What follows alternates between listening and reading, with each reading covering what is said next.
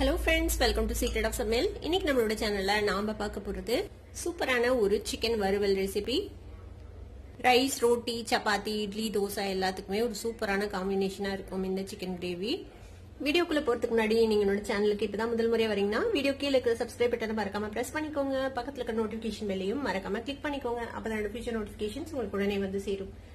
சரி வாங்க டிலே பண்ணாம இந்த செம டேஸ்டியான சூப்பரான ஒரு சிக்கன் வறுவல் எப்படி செய்யலாம்னு பார்க்கலாம்.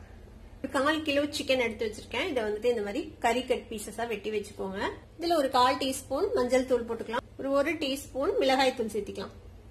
ஒரு 1/2 டீஸ்பூன் உப்பு இப்போ சேர்த்திக்கலாம். திருப்பி தேவைப்பட்டா நம்ம அப்புறமேட்டு சேர்த்திக்கலாம். கூட ஒரு 1 டேபிள் ஸ்பூன் அளவுக்கு தயிர் சேர்த்திக்கோங்க. தயிர் வந்து புளிப்பா இருக்க கூடாது, புளிப்பில்லாத தயிரை சேர்த்திக்கோங்க. இதை வந்துட்டு நல்லா மிக்ஸ் பண்ணி விட்டுறலாம். இந்த மாதிரி நல்லா மிக்ஸ் பண்ணி இதை இப்படியே வந்துட்டு ஒரு அரை மணி நேரம் மேரினேட் ஆக விட்டுருங்க.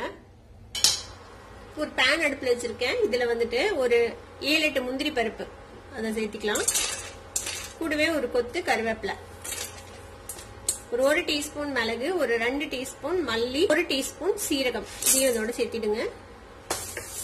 இது வந்துட்டு மணம் வர வரைக்கும் நம்ம வறுத்துக்கலாம். கருவேப்பிலை வந்து கிறிஸ்பா ஆகணும், அது வரைக்கும் நல்லா வறுத்துக்கலாம். அதை நல்லா மணம் வருது, நல்லா வறுபட்டுருச்சு. இப்ப அடுப்பு ஆஃப் பண்ணி இதை ஆற விட்டுறலாம். இது ஆறுனதும் இதை வந்துட்டு ஒரு பவுடரா நம்ம பொடி பண்ணி எடுத்துட்டு போறோம்.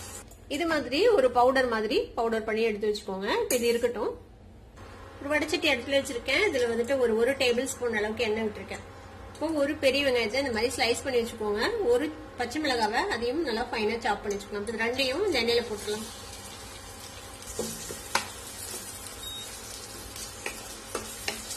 வெங்காயம் ஓரளவுக்கு வதங்கிடுச்சு, லேசான கோல்டன் கலர் வந்திருக்கு. இந்த ஸ்டேஜ்ல 1 டீஸ்பூன் அளவுக்கு இஞ்சி பூண்டு விழுது சேர்த்திக்கலாம்.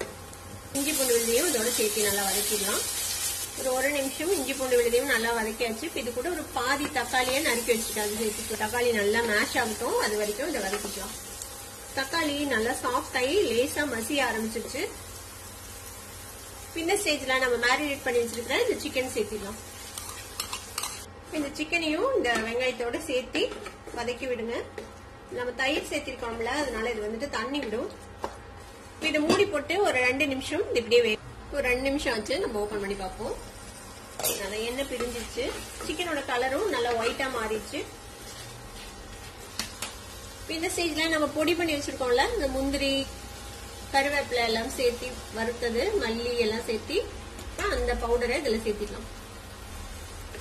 இந்த பொடியோட சேர்த்து நல்லா மிக்ஸ் பண்ணி விடுங்க சிக்கனை.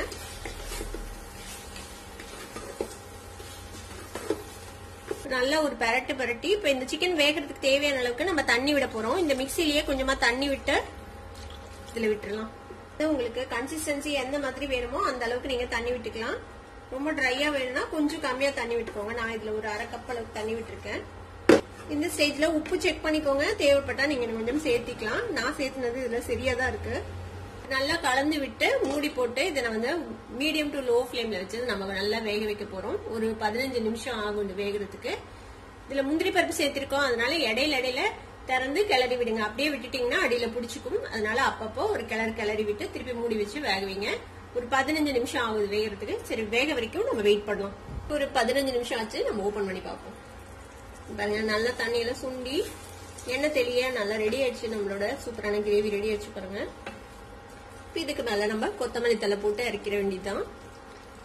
கன்சிஸ்டன்சி உங்களுக்கு தேவையான அளவுக்கு நீங்க வச்சுக்கோங்க. நான் இந்த அளவுக்கு கொஞ்சம் கிரேவியா எடுக்க போறேன். நீங்க இன்னும் கொஞ்சம் திக்கா வேணும்னாலும் நீங்க திக்கா பண்ணிக்கலாம். அவ்வளவுதான், நம்மளோட சூப்பரான சிக்கன் வறுவல் ரெடி ஆயிடுச்சு.